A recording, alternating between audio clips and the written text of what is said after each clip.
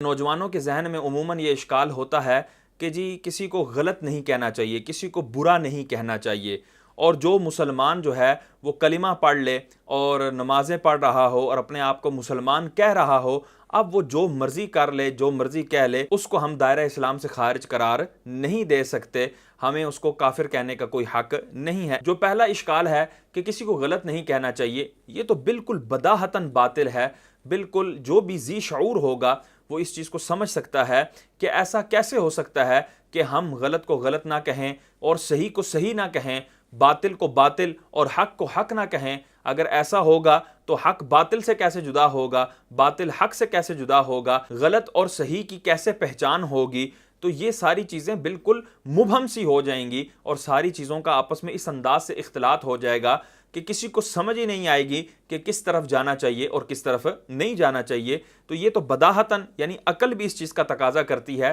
کہ ہم اچھے کو اچھا کہیں گے اور برے کو برا کہیں گے، حق کو حق کہیں گے، باطل کو باطل کہیں گے۔ اور اگر اسلامی پوائنٹ آف ویو سے دیکھا جائے تو اللہ تبارک و تعالیٰ نے اپنی جو کتاب نازل فرمائی قرآن مجید، تو اس کا ایک نام فرقان بھی رکھا۔ فرقان کا مطلب ہی ہے کہ حق اور باطل میں فرق کرنے والی کتاب۔ تو اس کتاب کا بنیادی مقصد ہی حق اور باطل کے اندر پہچان کروانا اور سچ اور جھوٹ کے درمیان پہچان کروانا ہے۔ تو یہ کہنا کہ کسی کو غلط نہیں کہنا چاہیے، تو یہ قرآن کے نزول کا جو بنیادی مقصد ہے اسی کے خلاف ہے، اسی کے اگینسٹ ہے۔ اللہ تبارک و تعالیٰ فرماتا ہے قُلْ جَاءَ الْحَقُّ وَزَهَقَ الْبَاطِلُ إِنَّ الْبَاطِلَ كَانَ زَهُوقًا، کہ فرما دیجئے محبوب کہ حق آیا اور باطل مٹ گیا، کہ بے شک باطل مٹنے کے لیے ہی بنا تھا۔ تو یہ قرآن کے نزول کا ایک بنیادی مقصد ہے کہ اللہ تبارک تعالیٰ نے ایمان اور کفر میں پہچان کروائی، صحیح اور غلط میں پہچان کروائی، حق اور باطل میں پہچان کروائی۔ تو یہ کہنا بالکل بداہتاً اور شرعاً جو ہے وہ غلط ہوگا کہ جی ہمیں کسی کو برا نہیں کہنا چاہیے۔ اور دوسرا اشکال کہ کوئی بھی شخص کلمہ پڑھ لے تو اس کو مسلمان کنسیڈر کر لینا چاہیے، اب چاہے وہ جس طرح کے مرضی اقوال کہے، جس طرح کے مرضی عقائد رکھے، اس کے اوپر ہم حکم کفر نہیں لگا سکتے۔ یہ اشکال بھی عموماً نوجوانوں کے ذہنوں میں آتا ہے اور انسانیت کے لبادے کے اندر اس کو جو ہے وہ مزین کر کے لوگوں کے سامنے پیش کیا جاتا ہے کہ دیکھو یار ہم لوگ کتنے اچھے ہیں، ہم کسی کو کافر نہیں کہہ رہے، ہم کسی کو برا نہیں کہہ رہے، ہم تو سب کو اچھا کہتے ہیں، ہم سب کی سنتے ہیں، ہم پازیٹیو لوگ ہیں، ہم مثبت لوگ ہیں، ہمارے رویے مثبت ہیں، ہمارے انداز مثبت ہیں، ہمارے اقوال، ہماری افکار مثبت ہیں۔ اس انداز سے مزین کر کے نوجوانوں کے سامنے پیش کیا جاتا ہے اور نوجوان بھی دل للچاتے ہوئے ان چیزوں کی طرف لپک پڑتے ہیں اور ان چیزوں کے اندر گرفتار ہو جاتے ہیں کہ یار واقعی بات تو ٹھیک ہے، ہمیں کسی کو غلط نہیں کہنا چاہیے، ہم اپنا ایک پوائنٹ آف ویو رکھیں سو رکھیں، لیکن ہم کسی کو غلط نہیں کہہ سکتے، کسی کو برا نہیں کہہ سکتے، ہم مثبت ہی رہیں گے اور مثبت ہی معاملات کریں گے۔ تو انشاءاللہ ابھی اس کا میں جب جواب دوں گا تو آپ کو یہ اشکال بھی انشاءاللہ بالکل دور ہو جائے گا۔ اللہ تبارک و تعالیٰ سورہ بقرہ کے دوسرے رکوع میں آیت نمبر 8، 9 اور 10 کے اندر ارشاد فرماتا ہے وَمِنَ النَّاسِ مَن يَقُولُ آمَنَّا بِاللَّهِ وَبِالْيَوْمِ الْآخِرِ وَمَا هُمْ بِمُؤْمِنِينَ، لوگوں میں سے بہت ایسے لوگ ہیں کہ جو یہ کلمہ پڑھتے ہیں کہ ہم اللہ پر ایمان لائے اور یوم آخرت پر ایمان لائے، یعنی توحید کے علم بردار بنتے ہیں، توحید کا کلمہ پڑھتے ہیں، اللہ کی وحدانیت کا اقرار کرتے ہیں، اور یہ کلمہ پڑھنے کے باوجود کیا اللہ تبارک و تعالیٰ بھی ان کے حوالے سے وہی کہتا ہے جو ہمارے نوجوانوں کے ذہنوں میں ہے کہ نہیں جی ہمیں اس کو برا نہیں کہنا چاہیے، ہمیں اس کو اچھا ہی کہنا چاہیے چونکہ وہ اچھے کلمات جو ادا کر رہا ہے؟ لیکن نہیں، اللہ تبارک و تعالیٰ اس پر فتویٰ لگاتے ہوئے ارشاد فرماتا ہے وَمَا هُمْ بِمُؤْمِنِينَ، یہ مومن ہی نہیں ہیں، اگرچہ یہ کلمہ توحید بلند کر رہے ہیں، یوم آخرت پر ایمان لا رہے ہیں، اس کے باوجود بھی یہ مومن نہیں ہے۔ تو اب سوال پیدا ہوتا ہے یا اللہ پھر یہ کلمہ کیوں پڑھ رہے ہیں، یہ توحید کا نعرہ کیوں بلند کر رہے ہیں؟ تو اللہ تبارک و تعالیٰ اگلی ہی آیت میں اس کا جواب ارشاد فرماتا ہے یخادعون اللہ والذین آمنوا وما یخدعون الا انفسهم وما یشعرون، وہ اللہ کو دھوکہ دینا چاہتے ہیں اور مومنین کو دھوکہ دینا چاہتے ہیں، حالانکہ وہ دھوکہ نہیں دیتے مگر اپنی جانوں کو، اور ان کو اس بات کا شعور نہیں ہے۔ اچھا یہ ساری چیز کیوں ہے وہ ان کا کلمہ پڑھنا کیوں مقبول نہیں، ان کا موحد ہونا کیوں قبول نہیں، ان کا علم توحید بلند کرنا کیوں قبول نہیں؟ تو اس سے اگلی ہی آیت میں اللہ تبارک و تعالیٰ فرماتا ہے فی قلوبہم مرض فزادہم اللہ مرضا ولہم عذاب علیم بما کانوا یکذبون، ان کے دلوں کے اندر مرض ہے، ان کے دلوں کے اندر کھوٹ ہے، تو اللہ نے ان کے مرض کو بڑھا دیا اور ان کے لیے دردناک عذاب ہے، بدلہ اس کا کہ جو انہوں نے جھٹلایا۔ یعنی ان کے دل کے اندر جو عقیدہ تھا وہ عقیدہ درست نہیں تھا، وہ عقیدہ مریض عقیدہ تھا، وہ اللہ تبارک و تعالیٰ کی یا حضور سرور کونین کی یا جو دینی ضروریات ہیں، ضروریات دینیہ ہیں، ان کی تکذیب پر مشتمل کوئی عقیدہ تھا۔ اس لیے اللہ تبارک تعالیٰ نے یہ فرمایا کہ ان کے دلوں کے اندر مرض تھا، یعنی ان کے دلوں کے اندر جو عقیدے تھے وہ درست نہیں تھے۔ تو پتہ لگا جس بندے کا عقیدہ درست نہیں ہوگا، اب چاہے وہ جتنا مرضی کلمہ پڑھتا رہے، اس کا کلمہ توحید پڑھنا یہ کسی کام کا نہیں ہے، اور قرآن ہی اس پر یہ فتویٰ لگا رہا ہے وما ہم بمؤمنین، وہ مومنوں میں سے نہیں ہے۔ اور اللہ تبارک و تعالیٰ اسی رکوع کے آیت نمبر 13 میں ارشاد فرماتا ہے وَإِذَا قِيلَ لَهُمْ آمِنُوا كَمَا آمَنَ النَّاسُ قَالُوا أَنُؤْمِنُ كَمَا آمَنَ السُّفَهَاءُ أَلَا إِنَّهُمْ هُمُ السُّفَهَاءُ وَلَكِنْ لَا يَعْلَمُونَ، اور جب ان کو کہا جاتا ہے کہ ایمان لاؤ اس طرح جس طرح پچھلے لوگ ایمان لے کر آئے۔ اب یہاں سے بھی ایک چیز واضح ہو رہی ہے کہ اگر کوئی شخص الگ سے کوئی ایمان لے کر آئے گا، پچھلے بزرگوں کی طرح ایمان نہیں لے کر آئے گا، تو اب یہاں پر بھی نوجوانوں کو سمجھ آنا چاہیے کہ وہ ایمان تو لا رہا ہے لیکن پچھلے بزرگوں کی طرح ایمان نہیں لا رہا، تو اب ان کے کلیے کے مطابق تو اس کو برا نہیں کہنا چاہیے، قرآن جو ہے وہ اس کو اچھا ہی کہے، لیکن اللہ تبارک و تعالیٰ ایسے شخص کو کہ جو پچھلوں کے مطابق ایمان نہیں لا رہا اس کو بھی برا کہہ رہا ہے کہ اس کا ایمان پچھلوں کے مطابق نہیں ہے۔ اور پھر وہ آگے سے اپنے آپ کو سمجھدار سمجھتے ہوئے کیا الفاظ کہتا ہے انؤمن کما آمن السفہاء، کیا ہم ایمان لائیں اس طرح جس طرح پچھلے بے وقوف ایمان لائے؟ تو یہ مرزا جیلمی جیسے لوگوں کے اوپر یہ آیت بالکل فٹ بیٹھتی ہے کہ یہ وہ لوگ ہیں کہ جو پچھلوں کو برا بھلا کہتے ہیں، بزرگوں کو معاذ اللہ لعن طعن کرتے ہیں کہ وہ تو بے وقوف لوگ تھے، ان کو تو پتہ ہی نہیں تھا، بابے تو شے کوئی نہیں، ان کو کیا پتہ تھا۔ یہ تو دیکھو اب جو ہے نا وہ سارا کچھ یہ واضح ہوا ہے، اور یہ سائنس ہے، یہ ٹیکنالوجی ہے۔ جس طرح امام غزالی علیہ رحمہ کے حوالے سے یہ انتہائی غلیظ الفاظ استعمال کر رہا تھا، اور دیگر بزرگان دین کے حوالے سے یہ گندے اور غلیظ الفاظ استعمال کرتا رہتا ہے، حالانکہ اس کو یہ نہیں پتہ کہ ہمیں بزرگان دین کی طرح صحابہ کرام علیہم رضوان، اہل بیت اطہار اور ان کے جو سچے متبعین تھے ان کی طرح ایمان لانے کا حکم دیا گیا ہے۔ اور اب جو یہ کہے گا کہ بابے تو شے کوئی نہیں، وہ تو جی بے وقوف تھے پچھلے، معاذ اللہ، تو ان کو کیا کہا جائے گا؟ الا انہم ہم السفہاء، جان لو کہ بے شک یہی لوگ بے وقوف ہیں، ولکن لا یعلمون، لیکن یہ لوگ جانتے نہیں ہیں۔ اور اس سے اگلی آیت میں اللہ تعالیٰ فرماتا ہے وَإِذَا لَقُوا الَّذِينَ آمَنُوا قَالُوا آمَنَّا وَإِذَا خَلَوْا إِلَىٰ شَيَاطِينِهِمْ قَالُوا إِنَّا مَعَكُمْ إِنَّمَا نَحْنُ مُسْتَهْزِئُونَ، جب یہ لوگ مومنوں سے ملتے ہیں تو کہتے ہیں آمنا، ہم ایمان لائے، یعنی ایمان کا دعویٰ کرتے ہیں، لیکن جب یہ اپنے جیسوں کے پاس جاتے ہیں اور ان کو اللہ تبارک تعالیٰ نے شیطان کہا، تو آپ کوئی کہہ سکتا ہے یہ دیکھیں جی کیسے کسی کو شیطان کہا جا سکتا ہے، لیکن اس طرح کے لوگ کہ جو دل کے اندر کفر چھپائے بیٹھے ہوں، جن کے اندر غلاظت ہو، اسلام کے حوالے سے گندگی ہو، اسلام کے حوالے سے ان کے دلوں میں بے ادبی ہو، اور وہ ظاہر سے کلمہ پڑھتے ہوں، تو اللہ تبارک تعالیٰ ایسوں کو شیطان فرماتا ہے وَإِذَا خَلَوْا إِلَىٰ شَيَاطِينِهِمْ، جب وہ اپنے شیطانوں کے پاس جاتے ہیں، قالوا، کہتے ہیں، اِنَّا مَعَكُمْ، کہ بے شک ہم تو تمہارے ساتھ ہیں، اِنَّمَا نَحْنُ مُسْتَهْزِئُونَ، ہم جو مومنوں سے ملے تھے نا، اور ان کے سامنے جو کلمہ توحید بلند کیا تھا، ان کے سامنے جو کلمہ رسالت پڑھا تھا، ان کے سامنے جو اپنے ایمان کا اظہار کیا تھا، وہ ہم ٹھٹھا کر رہے تھے، وہ ہم مزاح کر رہے تھے۔ تو مجھے بتاؤ مسلمانوں، مجھے بتاؤ نوجوانوں، کیا اس طرح کا بندہ مسلمان ہو سکتا ہے کہ جو معاذ اللہ ثم معاذ اللہ اوپر سے کلمہ پڑھتا ہو اور اس کا دل جو ہے وہ مریض ہو، اس کے دل کے اندر برے عقائد ہوں اللہ کے حوالے سے، رسول اللہ کے حوالے سے، اور دیگر جو ضروریات دین ہیں ان کے حوالے سے برے عقائد رکھتا ہو؟ تو کیا ایسا شخص مومن ہو سکتا ہے؟ ہرگز ایسا شخص مسلمان نہیں ہو سکتا، اور ہم اس کو برا کہیں گے اور اس کے حوالے سے ہم ضرور بالضرور بیان کریں گے۔ اب جو سورہ بقرہ کے اس دوسرے رکوع کی پہلی جو آیت تھی تو اس کے اندر تو